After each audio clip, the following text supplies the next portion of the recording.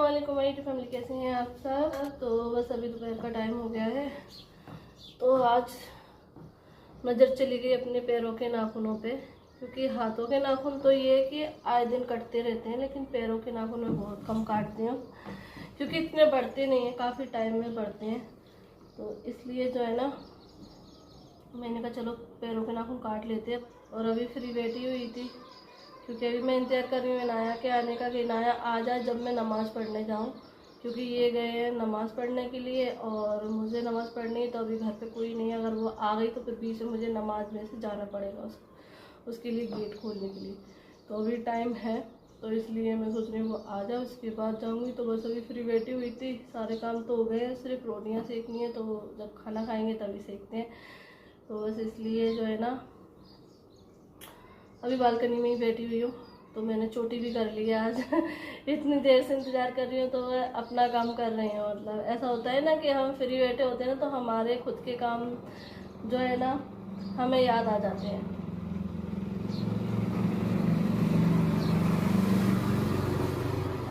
तो बस यही है कि मैंने अपने नाखून काट लिए, हाथों के, पैरों के। हाथों के ज़्यादा बड़े नहीं थे, फिर भी मैंने कट कर लिए, क्योंकि नाखून ना हाथों के बिल्कुल भी झेले नहीं जाते हैं, थोड़े से ही बढ़ जाते हैं ना, तो ऐसे लगता है बस वो कट कर लो। और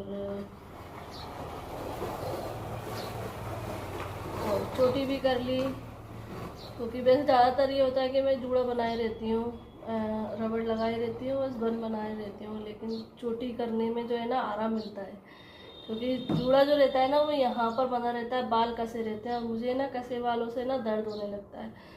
तो आलस में जो है ना बंधा रहता है, तो बंधा रहता है। तो इसलिए अभी मैं बैठी हुई थी, तो फिर मैंने बस अपनी चोटी कर ली है और नाखून भी कट गए। तो ये मेरे काम हो गए हैं फ्री। ठीक है, तो इनको मैं डाल कर आती हूँ। तो बस अभी मैं इंतज़ार कर रही थी कि गाड़ी निकल जाए, तब मैं बात करूँ। और बस आज थोड़ा सा वीडियो बनाने का मन नहीं कर रहा था, तो इसीलिए सुबह से वीडियो नहीं बनाई है, काम वगैरह करने की। तो बस अभी इनाया आ गई है, तो बस उसको लाते हैं और फिर नमाज़ पढ़ते हैं, क्योंकि मैं उसी का इंतज़ार कर रही थी कि वो आ जाए तो मैं गेट खोल दूँ।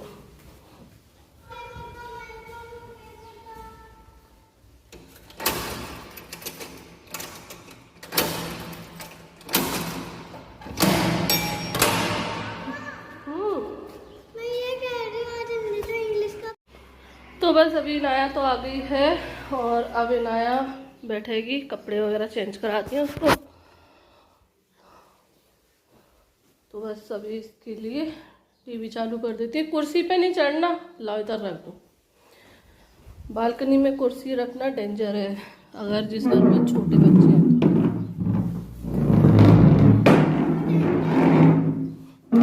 क्योंकि बच्चे उस पर चढ़ के हरकत करते हैं, आगे झांकते हैं, तो गिरने का डर रहता है। इसलिए कभी भी छत पर हो तो कुर्सी पे खड़े नहीं होना चाहिए, बालकनी में हो तो कुर्सी पे खड़े नहीं होना चाहिए। ठीक है,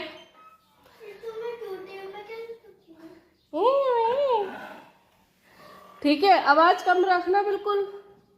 और पापा आए तो देख लेना, ठीक है। मैं इधर नमाज पढ़ रही हूँ, है,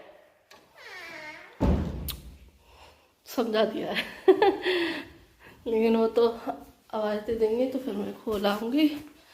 तो अभी बस दूसरा दुपट्टा लेते हैं और नमाज पढ़ते हैं, क्योंकि ना इस वाले दुपट्टे में ना लेंथ ज़्यादा नहीं है, तो इसलिए मैंने नमाज के लिए ना दो दुपट्टे कर रखे हैं कॉटन के ये। तो चलो अभी नमाज़ पढ़ लेते हैं, फिर आप लोगों से मिलते हैं।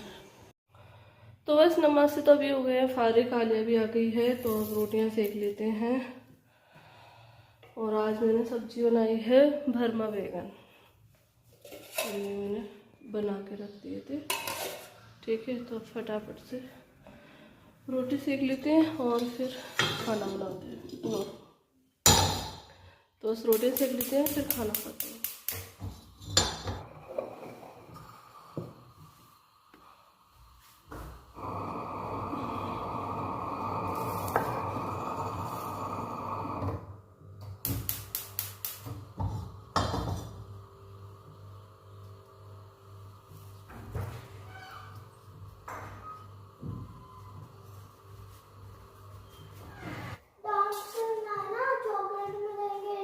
अच्छा, पीटीएम में डांस करेंगे? हाँ। कौन कह रहा था? मैं। अच्छा, पीटीएम में आना है और फिर जो भी अच्छा डांस करेगा ना उसको ना चॉकलेट मिलेगा, मुझे ही मिलेगा। अच्छा, वो डांस की प्रैक्टिस कर लूंगी। ठीक है।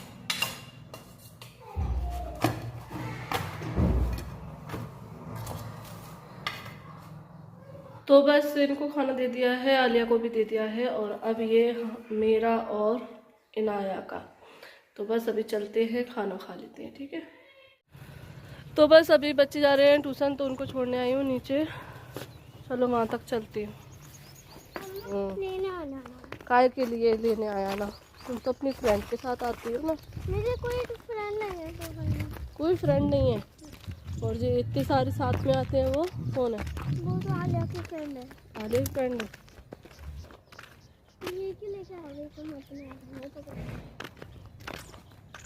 तो बस अभी ये आ रहे हैं ट्यूशन, और इनका ट्यूशन जो है ना अभी मैंने 1 हफ्ते पहले से चालू कर दिया है, क्योंकि अब जो है ना एग्ज़ाम आने वाले हैं ना, तो इस वजह से। तो सर्दियों में तो जो है ना नहीं गए थे, क्योंकि टाइम ही नहीं था बिल्कुल भी। स्कूल की छुट्टी होती थी और ट्यूशन का टाइम भी उसी टाइम पर होता था, तो इस वजह से नहीं भेजा था। तो अभी जो है ना थोड़ी सी टाइमिंग भी बढ़ गई है, तो इसलिए जाने लगे। तो बस अभी ये लोग जा रहे हैं, चलो।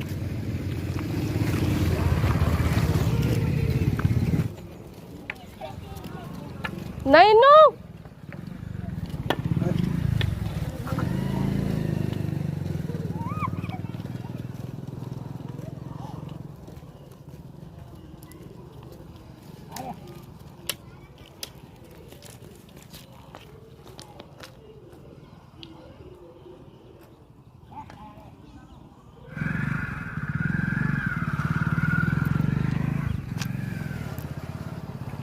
तो बस बच्चे अभी ट्यूशन चले गए हैं, और अब चलते हैं घर, ठीक है।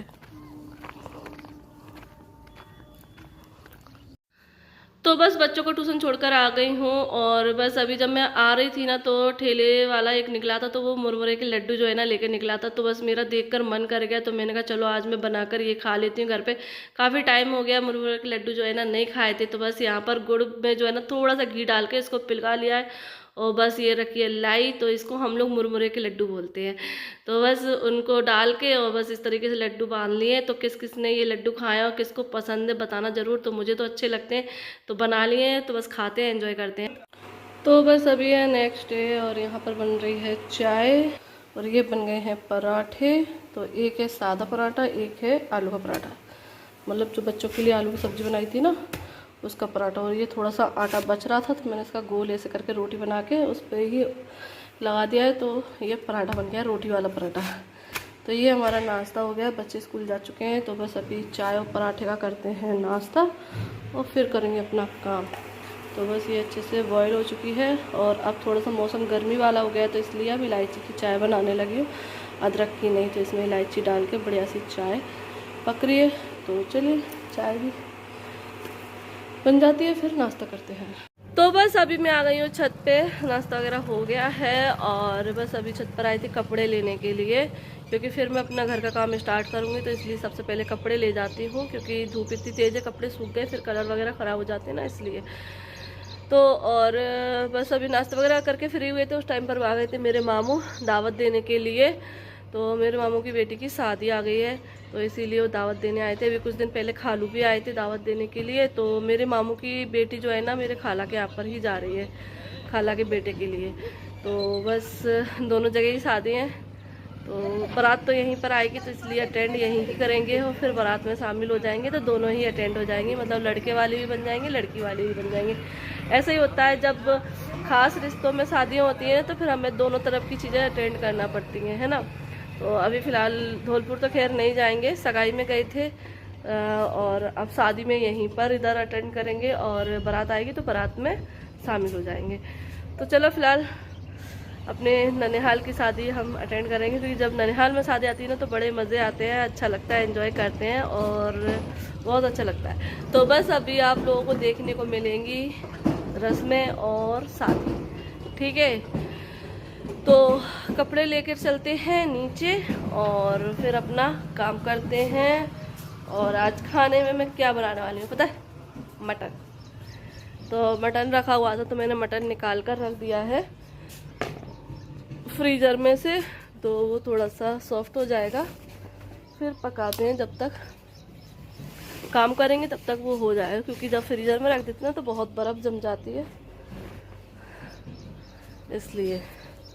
और धूप तो है ना मतलब ऐसी तेज पड़ने लगी है बिल्कुल, जो है ना गई अब सर्दी। अब जो भी ऊनी कपड़े बचे हैं वो भी रख देंगे, थोड़े से ही रखे हुए हैं। वैसे तो मैंने पहले ही रख दिए थे सारे कपड़े, थोड़े बहुत ही बच्चों के रखे थे, बच्चों के कपड़े बचाए थे, तो अब वो भी मैं सोच रही हूँ रख देती हूँ। जो गर्मियों के कपड़े हैं वो निकाल लेती हूँ, क्योंकि बच्चे अब पहनते नहीं हैं, यूं ही अलमारी में रखे हुए हैं, तो ये काम भी मुझे करना है। तो अभी फ़िलहाल जो है ना अपने घर का काम निपटाते, फिर उसके बाद देखेंगे ये कपड़े वगैरह का काम। इस बार ऐसा लग रहा है कि गर्मियाँ ना बहुत जल्दी आ गई हैं, क्योंकि ना ही बिना पंखे के नींद आती है, ना ही दिन में बिना पंखे के रह पाते हैं। अभी कुछ ही दिन पहले बोलते थे कि इतना सर्दी है, इतना ठंडा घर रह रहा है, और अब बोल रहे हैं कि इतनी गर्मी हो गई। इंसान को कहीं चैन नहीं है, इंसान किसी भी चीज़ में खुश नहीं रह सकता है।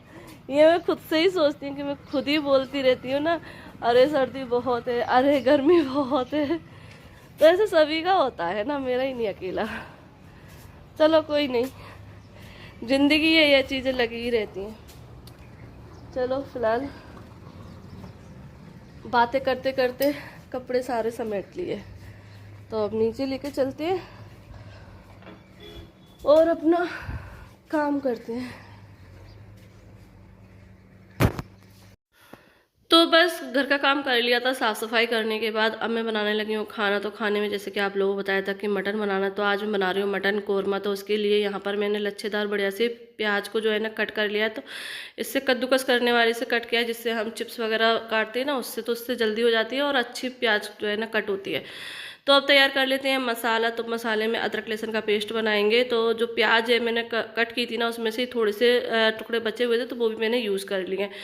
तो बस मसाला पीस कर रख लिया है। अब प्याज को फ्राई कर लेते हैं, क्योंकि कोरमा बनाते तो उसमें प्याज फ्राई होकर डलती है, तो इसलिए यहाँ पर मैंने ज़्यादा सा ऑयल ले लिया, क्योंकि प्याज जो है ना जब ऑयल ज़्यादा होता है तभी प्याज अच्छे से फ्राई होती है। कम ऑयल में करेंगे तो प्याज अच्छे से फ्राई नहीं होगी। तो बस यहाँ पर प्याज को जो है ना बढ़िया से फ्राई होने देते हैं। गोल्डन ब्राउन होने के बाद मैंने उसको निकाल कर रख दिया, थोड़ा सा ऑयल भी मैंने कम कर दिया। फिर मैंने इसमें मसाला बघार देती हूँ, मतलब मटन बघार देती हूँ। तो बस इसमें मैंने गरम मसाला डाला, उसके बाद मटन डाल रही हूँ और इसको अच्छे से भून लूँगी।